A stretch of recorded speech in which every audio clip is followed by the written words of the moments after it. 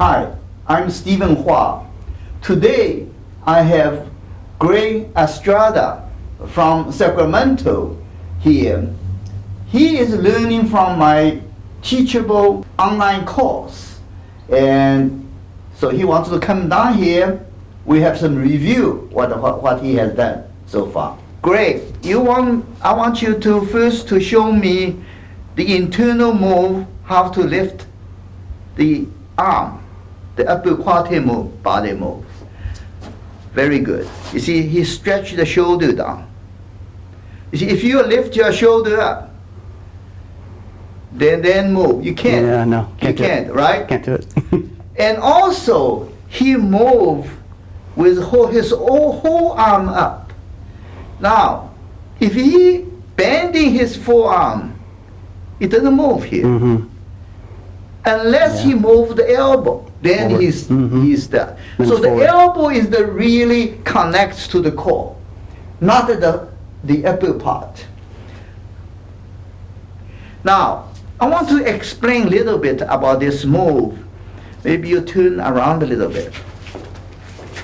When he lifted his arm and when he stretched the shoulder down, the first thing is he's connecting the arm to the back muscle here. So now when he lifts, the back muscle stretches down, cross over and connects to the front abdominal muscle. So now this whole thing is one piece. So can you feel it? Yeah, You definitely. feel all the way down here? Yep. Because Under the hip. there is no connection in the front between the upper quarter body and the abdominal muscle. There's no connection here. So it has to go from the back, come down and comes across to the abdominal muscle. So what it really is you open up an energy channel from the upper quarter body all the way down to the abdomen. And the first thing is to break a gate. You know, in China we talk about like a qigong, so forth. You have to break through gates to connect the qi or energy. Here we are talking about energy. So you break the gate when you stretch the shoulder down, and that break gate and it connects to the back muscle. That's the first step. And then when you lift, for the beginner, sometimes you want to try to feel this part. When you feel this part, it's easier to connect. The sensation of feeling this part. So it's easier to make connect. Yeah. So you see, so in this move, it looks simple, but he connects, he breaks all his gate and connects from the upper quarter body to the back to the abdominal muscle. So now this whole piece is one piece. The power, the energy transmit through the whole piece. And you can see his movement, you know, is very obvious, the movement at the abdomen involvement in the movement. Activation of, And I hadn't noticed the glutes until you said something. oh yeah. I mean, I could feel it. Yeah. But I was like, oh yeah, it is happening. That's that's all the way down into my legs, for sure. Okay, great. Now you practice turning the upper body, keep the pelvis stable, not moving. Very good. You see, here, he also stretched the shoulder down with the elbow so that it's connected to the back muscle. So this turning move, again, it goes through the back to the front, or from the front muscle, make him turning the upper body. Using this to turn the upper body. It's reversible. Okay, this way or that way. It's reversible. So you can turn halfway around and let them see the back. Or even a little more, turn a little more, yeah. Okay.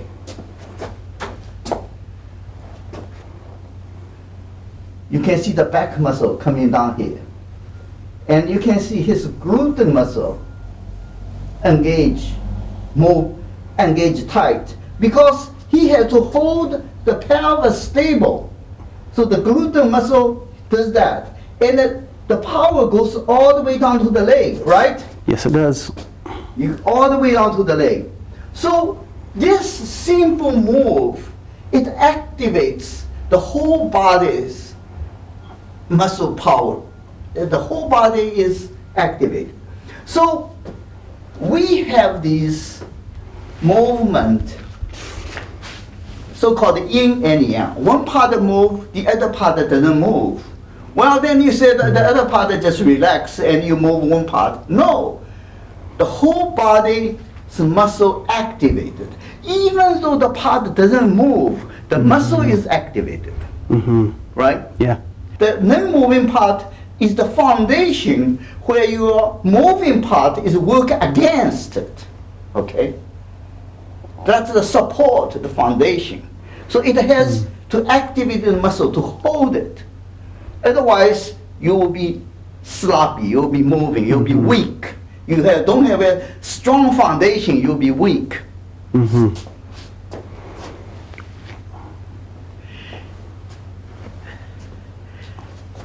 So even this move, the energy is all connected, and the buttock, pull, the leg, all connected. So this internal move is essential. You connect your whole body's power source together. It's essential you connect them together. And it is also, you see, we don't talk to students about qi in the beginning. But what this is set up is the same communication channel. The energy flows through. The qi in the future will also flow through. If you have the gates blocked, your energy cannot through. I move here, I can't get to here. Then what do you talk about qi? Qi cannot go through. You are blocked, right? There's no use talking about it. Yeah. So the qi is something you cannot feel. So that's why I don't talk about it.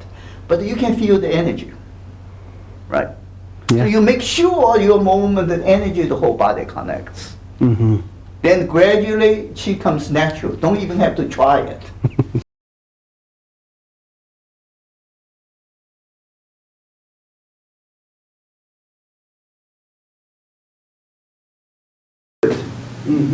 Also more concentrated on the quarter body rather than turning. This way. This way, right. Okay. Stretch here, right? Stretch, right.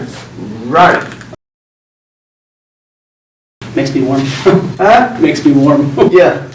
When he does this, very quickly, he warms up, right? The Absolutely. heat comes up. Very quickly. This is very common when you do it right with the internal, okay? Because when you do the internal, you are using this part, the core part, which is, in the Chinese call it the sea of the qi, ocean of the qi. That's where all your qi is. Now you're using this, the energy, the qi started coming up to your other parts of the body. So it's very common when you use the internal in the movement, you gotta feel hot. And your hand should feel hot. Sometimes the finger feel tingling. And here I have actually a story to tell. One of my students, she's doing quite well in the internal move, but her hand is very cold because that time I'm teaching in Rochester, New York. The winter time is very cold. So her hand is always feel very cold. And she's say, you guys talk about the hand gets warm. How come my hand is getting cold? Well, she was a pianist, dancer before, so she had a little bit of flourish in her hand in the moment. When you do that, your intention of your movement of your hand, which is completely external. You see, it's not come from internal. This kind of move. So your chi get blocked right here. So when we do, our hands are very stable. There are no flourishing. I know a lot of people doing Tai Chi like dancing has a lot of flourishing. This is bad. Even too much movement here is bad. Because this part, no matter how you do, it cannot connect to the core. You can try it, right? No matter how you do, you cannot connect to the core. It's very hard. Very hard. Yeah. So, in fact, when you do it, this sporadic command, your mind command, make this to move, actually block the chi coming through. So all these unnecessary move from this point on is very undesirable. You see, only from the elbow can easily connect to internal. So this part, the energy flow can connect with no problem. You don't want to move. Now, what it does coming through when you are practicing the form is your intent. Okay? So when you are moving like this, forward, I don't stretch out, right? Because that's external, you're going to block the chi. So how do I get to the fingertip? Is your intent. Don't forget, every move what we do is a martial art. So your intent has an opponent there. Your intent, but you don't move. Now that intent carries your heat. That's why your fingers start getting warm.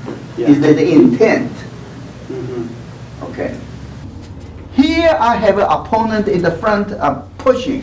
Here there is something coming. Is a foot coming or is kicking? So I'm blocking.